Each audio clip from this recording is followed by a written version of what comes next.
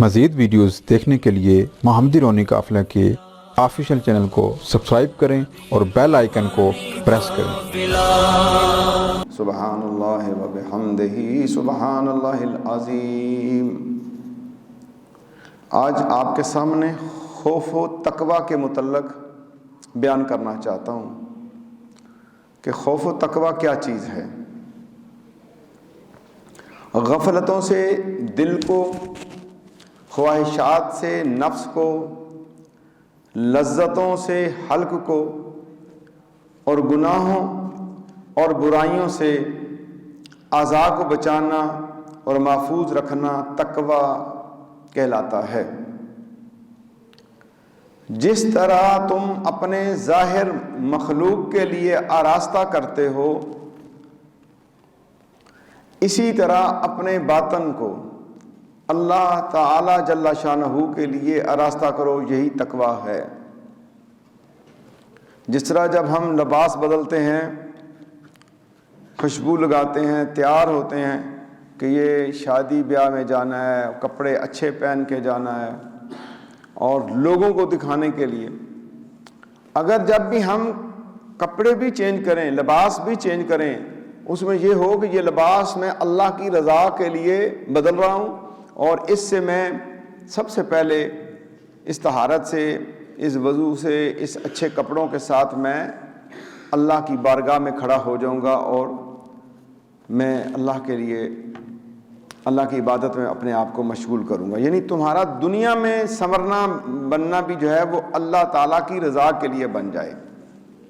کپڑے بدلنا، لباس بدلنا، خوشبوئیں لگانا، نہانا، غسل کرنا، یہ سب جو ہے جس طرح اپنا ظاہر مخلوق کے لیے آراستہ کرتے ہیں، اسی طرح اپنا باطن بھی اللہ کے لیے آراستہ کرنا ہے۔ جہاں ظاہر کرنا ہے وہاں باطن بھی اللہ کے لیے آراستہ کرنا ہے۔ یعنی کوئی گناہ اپنے اندر منتقل نہیں ہونے دینا۔ جب گناہ جاتے ہیں تو اندر جو ہے جسم کو، باطن میں بڑی الجھن پیدا ہوتی ہے، اور جو اپنے باطن کو بھی آراستہ ہو پیراستہ کرتا ہے وہ یہ تقوی کی بات ہے۔ اور یاد رکھیے، تیرا اللہ تجھے وہاں نہ دیکھے جہاں جانے سے اس نے تجھے روکا ہے، اور اس مقام سے تجھے غیر موجود نہ پائے جہاں موجود ہونے کا تجھے حکم دیا گیا ہے۔ یہ بھی تقوی کی ایک قسم ہے کہ ہم اس مقام پہ اور اس جگہ پر کبھی بھی کھڑے نہ ہوں جہاں اللہ کو وہ بات پسند نہیں، اور جہاں ہمارا کھڑا ہونا اللہ کو پسند ہے وہاں سے ہماری غیر حاضری نہیں ہونی چاہیے۔ اور تقوی یہ ہے کہ جو کچھ تو کہے اللہ تعالیٰ کے لیے کہے، اور جب خاموش رہے تو اللہ تعالیٰ کے لیے خاموش رہے، اور جب ذکر کرے تو اللہ رب العزت کا ہی ذکر کرے۔ یہ تقوی ہے۔ یعنی ہماری یہ زبان کے ساتھ جتنا بھی اعمال کا تعلق وہ بھی تقوی کے ساتھ جڑتا ہے۔ اور ڈر اپنے اندر پیدا کرنا ہے۔ جو بندہ اپنے اندر ڈر پیدا کرتا ہے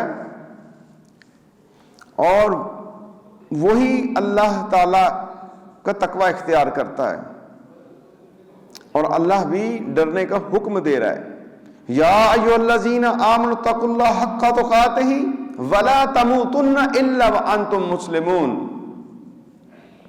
کہ اے ایمان والو اللہ سے ڈرو جیسا اس سے ڈرنے کا حق ہے، اور خبردار نہ مرنا مگر اس حال میں کہ تم مسلمان ہو۔ یہ نہ ہو کہ دنیا کے فسق و فجور میں لگے رہو اور موت کفر کی مل جائے۔ قائم رہنا ہے اسلام کی باتوں کے اوپر اور اللہ کا ڈر رکھنا ہے تاکہ تم مومن حالت میں، مسلمانی حالت میں اللہ کی بارگاہ کے اندر پہنچو۔ اللہ تعالی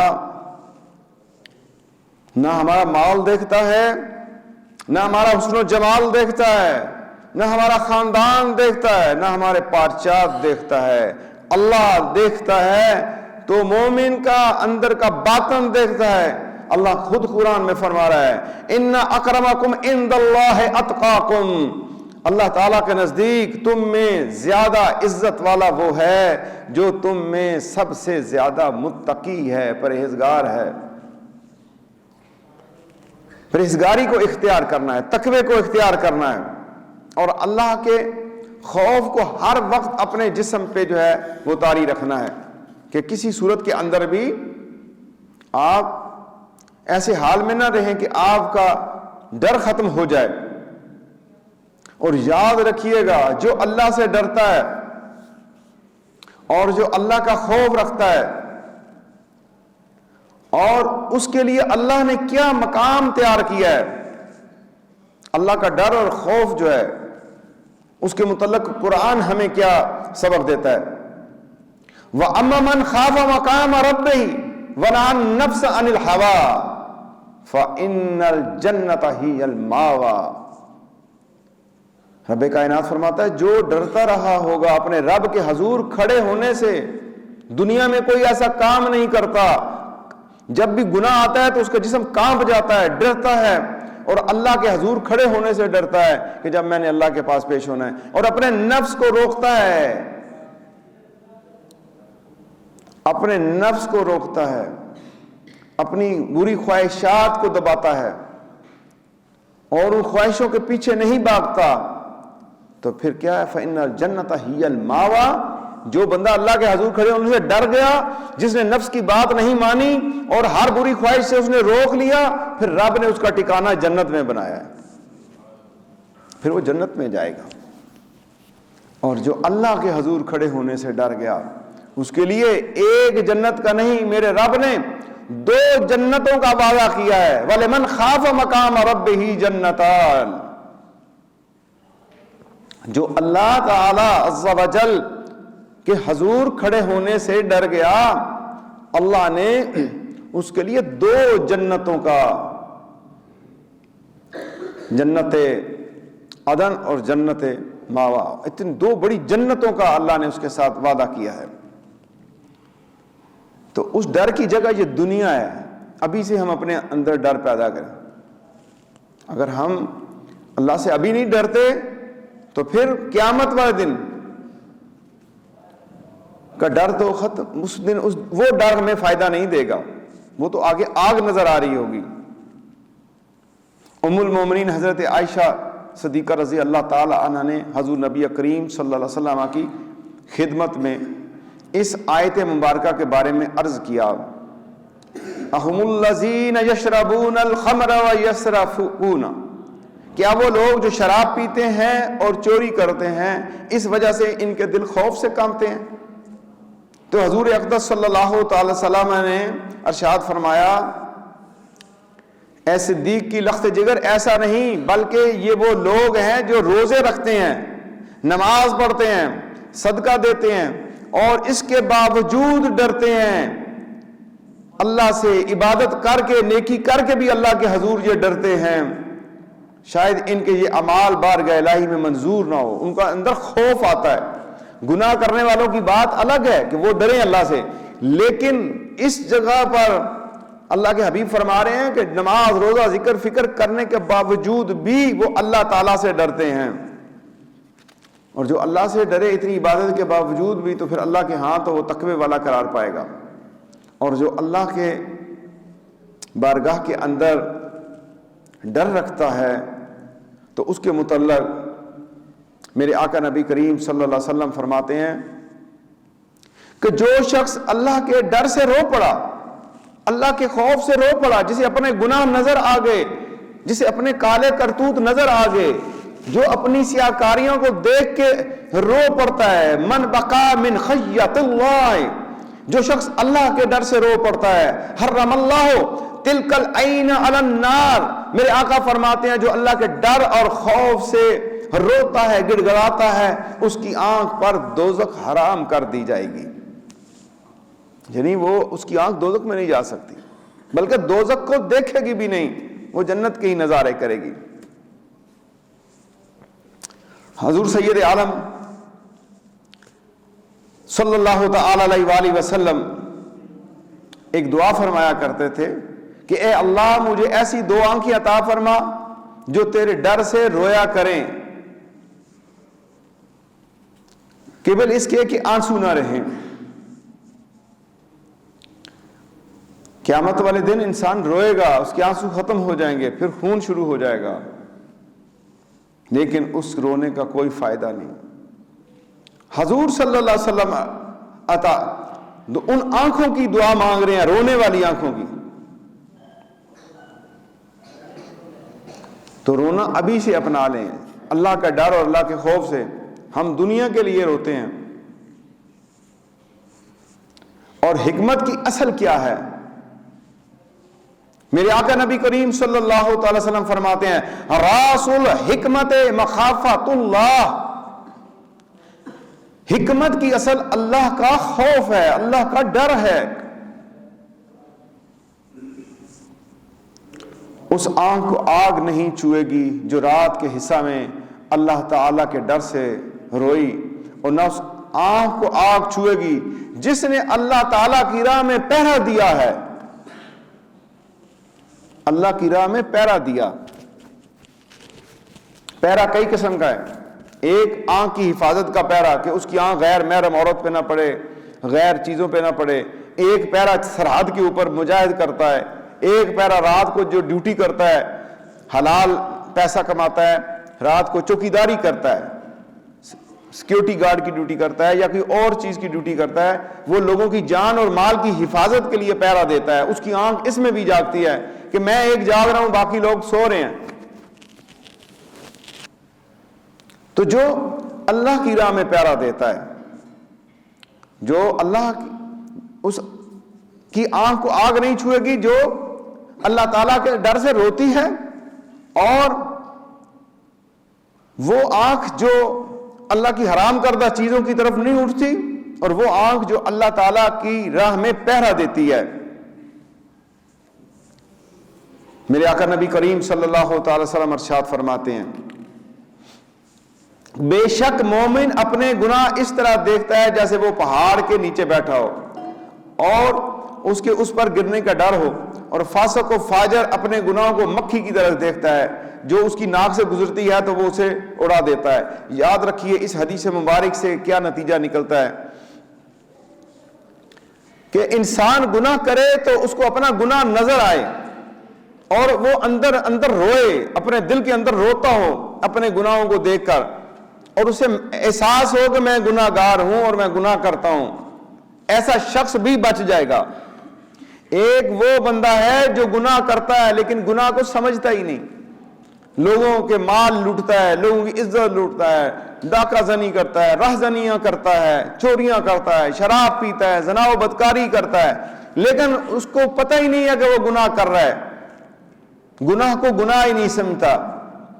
اور جو بندہ گناہ کو گناہ سمجھتا ہے اور ڈرتا ہے تو اللہ تبارک و تعالیٰ اسے بھی ایک وقت دیں گے، ایسا مقام آئے گا کہ اس پہ اللہ کا ایسا خوف طاری ہو جائے گا اور وہ گناہوں سے بچ جائے گا. میرے آقا نبی کریم صلی اللہ علیہ وسلم ارشاد فرماتے ہیں 7 لوگ ایسے ہیں جن کو اللہ تبارک و تعالیٰ اپنے عرش کے سائے میں جگہ دے گا جس دن کوئی سایہ نہیں ہوگا، عرش کے سائے کے علاوہ کوئی سایہ نہیں ہوگا.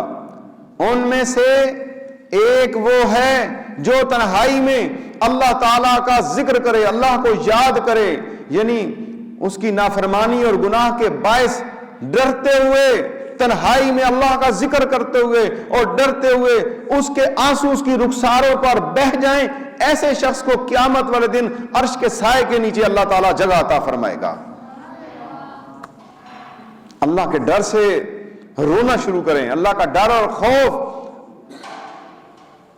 اور آنکھوں سے آنسو بہائیں جب آپ تنہائی کے اندر ہوں، تو پھر بہت کمال درجے کی آپ کو نعمتیں ملیں گی.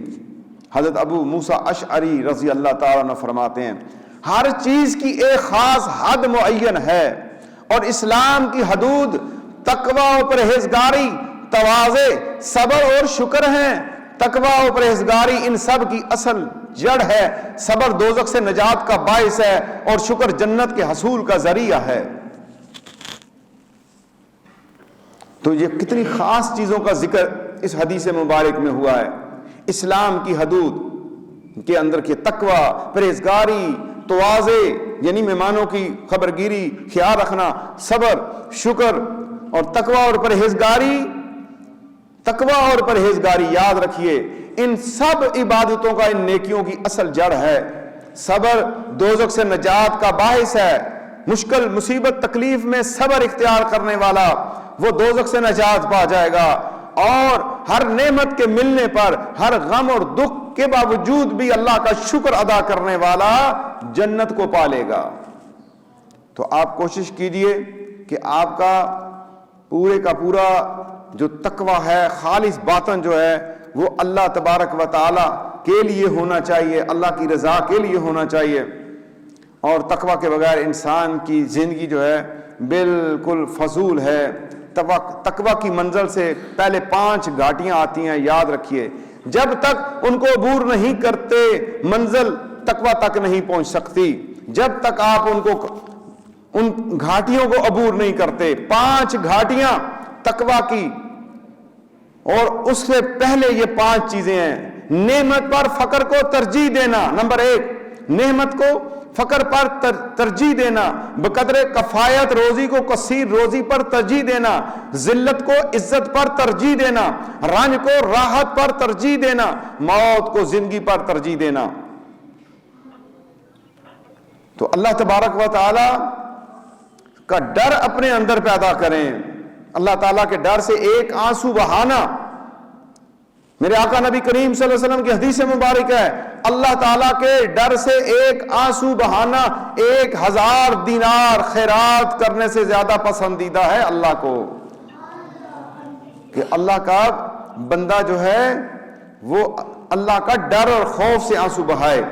تو کوشش کیجئے کہ اپنے اندر اللہ کا ڈر پیدا کیجئے، خوف پیدا کیجئے، اور اس کے لیے اللہ کے حضور اپنے گناہوں کی معافی مانگتے رہا کریں، خطاؤں پہ روتے رہا کریں، اللہ کو ان اسماء سے پکارتے رہا کریں جس میں اللہ کی صفات معاف کرنے والی ہیں، ان سے اللہ تبارک و تعالی کی بارگاہ میں وسیلہ پیش کیا کرے کہ یا اللہ اپنے اسماء کے وسیلہ سے میرے گناہوں کو معاف کر دے۔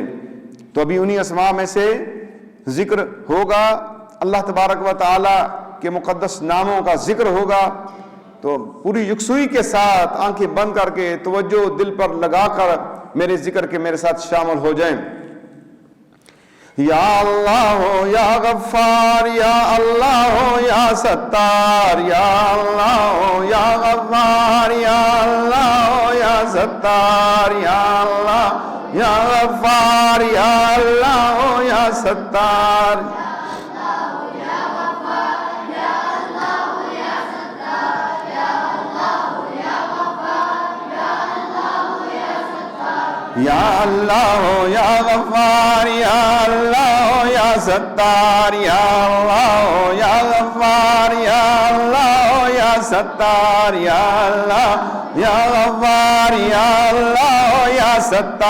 یا اللہ یا غفار، یا اللہ یا ستار، یا اللہ یا غفار، یا اللہ یا ستار، یا اللہ یا غفار، یا اللہ یا ستار، یا اللہ یا غفار، یا اللہ یا ستار، یا اللہ یا غفار، یا اللہ یا ستار، یا اللہ یا غفار، یا اللہ یا ستار۔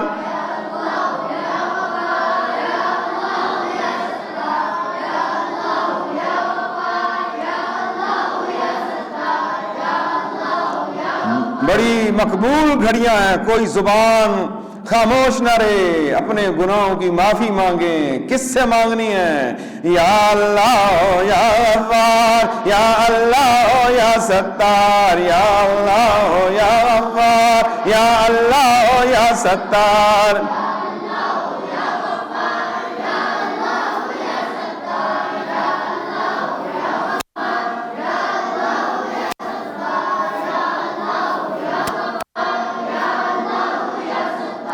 یا اللہ یا غفار، یا اللہ یا ستار، یا اللہ یا غفار، یا اللہ یا ستار، یا اللہ یا غفار، یا اللہ یا ستار یا اللہ یا غفار یا اللہ یا ستار یا اللہ یا غفار یا اللہ یا ستار یا اللہ یا غفار یا اللہ یا ستار یا اللہ یا غفار یا اللہ یا ستار یا اللہ یا غفار یا اللہ یا ستار یا اللہ یا غفار یا اللہ یا ستار یا اللہ یا غفار یا اللہ یا ستار یا اللہ یا غفار یا اللہ یا ستار یا اللہ یا غفار یا اللہ یا ستار یا اللہ یا غفار یا اللہ یا ستار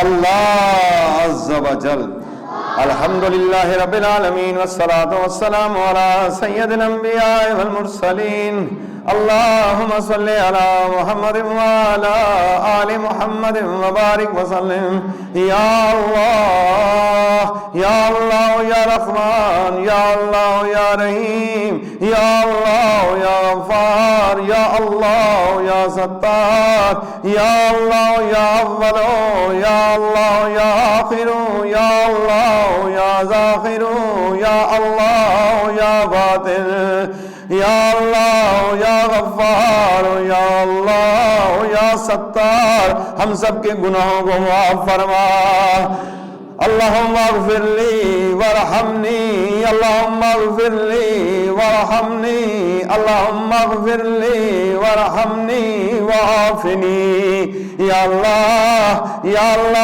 ہمارے گناہ معاف فرما یا اللہ ہمارے ماں باپ کے گناہ معاف فرما یا اللہ ہمارے بہن بھائیوں کے گناہ معاف فرما یا اللہ ہمارے بیوی بچوں کے گناہ معاف فرما یا اللہ سارے مسلمانوں کے گناہ معاف فرما یا اللہ ہم پہ راضی ہو جا یا اللہ ہم پہ کرم کروے یا اللہ ہم پہ فضل کروے یا اللہ سب کی حاجتیں پوری فرما سب کی دعائیں پوری فرما سب بیماروں کو شفا عطا فرما مقروضوں کو قرض سے نجات عطا فرما بے اولادوں کو اولاد عطا فرما بے روزگاروں کو روزگار عطا فرما سب کے کاموں میں خیر و برکت عطا فرما سب کے گھروں میں امن و سلامتی عطا فرما سب کی عزتوں کی حفاظت فرما جان و مال کی حفاظت فرما ایمان کی حفاظت فرما اے اللہ ہمیں ایسی آنکھیں عطا فرما جو تیرے خوف اور تیرے ڈر سے تنہائی میں رونے والی بن جائے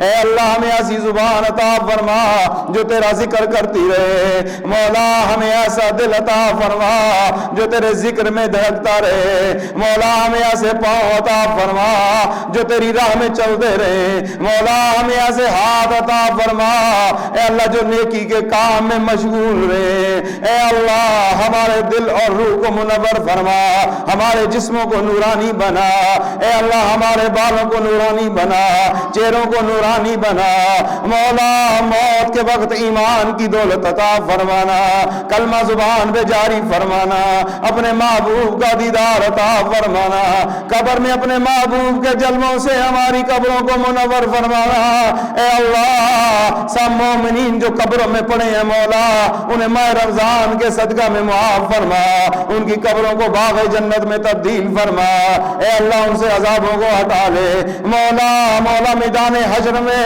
تیرے محبوب کے جھنڈے کے نیچے جگہ ملے مولا نامہ اعمال ہمارے دائیں ہاتھوں میں دینا مولا حوض کوثر کا پانی نصیب فرمانا مولا پل صراط سے گزرنے میں آسانی پیدا فرمانا اور جنت میں اس مقام پہ لے جانا جہاں تیرا دیدار ہوگا سب آنے والوں کیا آنا قبول فرما سب حاضرین و سامعین جو حاجتیں رکھتے ہیں پوری فرما اے اللہ ہمارے روزے عبادتیں تراویح قبول فرما اے اللہ ہم میں اتفاق اتحاد اور محبت پیدا فرما.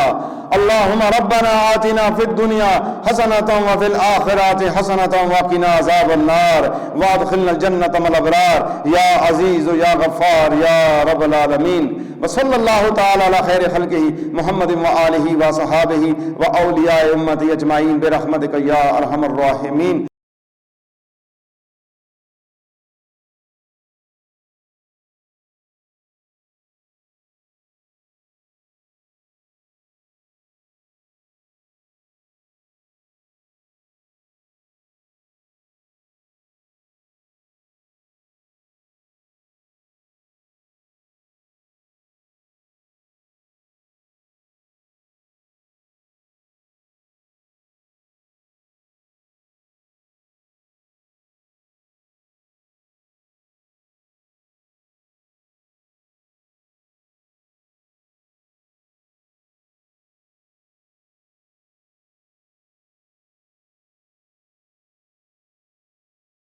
الانبیاء والمرسلین اللہم صلی علی محمد وعلی آل محمد وبارک وسلم.